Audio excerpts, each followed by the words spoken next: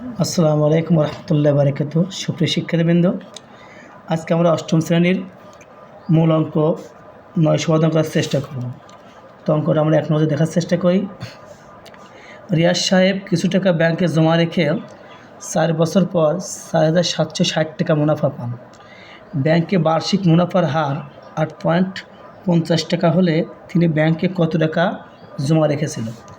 অর্থাৎ 4 বছর মানে এন, 4,760 টাকা মানে মুনাফা অর্থাৎ আয় লিখতে পারি, আর মুনাফার হার আর অর্থাৎ 8.5%। তিনি ব্যাংকে কত টাকা জমা রেখেছে, তার মানে কত টাকা মানে পি। তো আমরা সমাধান করার চেষ্টা করি।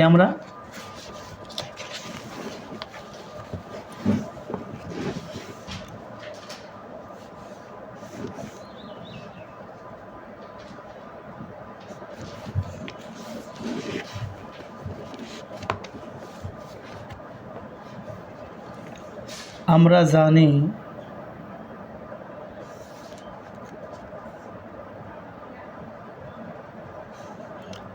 আই সমান পিএনআর, বা দিতে পারি পিএনআর সমান আই। তো প্রশ্নে যেহেতু বলেছে যে কত টাকা জমা রেখেছিল, তো সেক্ষেত্রে এই পিটা আমার মূলধন অর্থাৎ কত টাকা, এখানে আমরা পিটা রেখে দেব। পি সমান আই, যেহেতু গুণ অবস্থা আছে পির সাথে এন আর, তো ডান দিকে হয়ে যাবে ভাগ অবস্থা এন আর। এখানে আমরা বা দিব, যেহেতু এখানে সমান সমান আছে। পি সমান, তো মুনাফা প্রশ্নে দেওয়া আছে 4,760 টাকা। আমরা 4,760 টাকা লিখতে পারি। এন এখানে আছে 4 বছর, তো এখানে আমরা 4 বছর লিখতে পারি।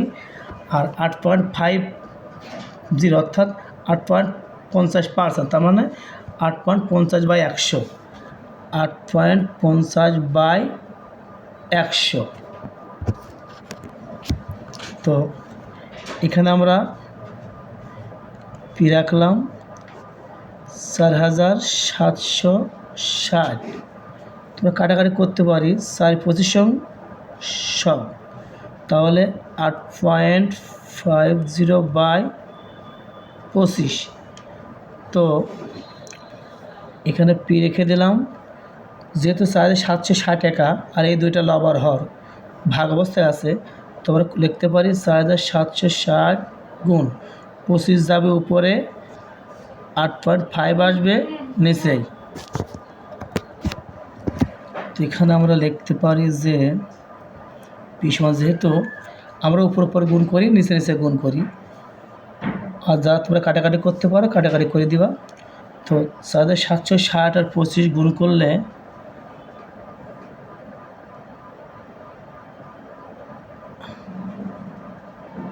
1,19,000 আর 8.50, তাহলে অতএব পি সমান লিখতে পারি যে 8.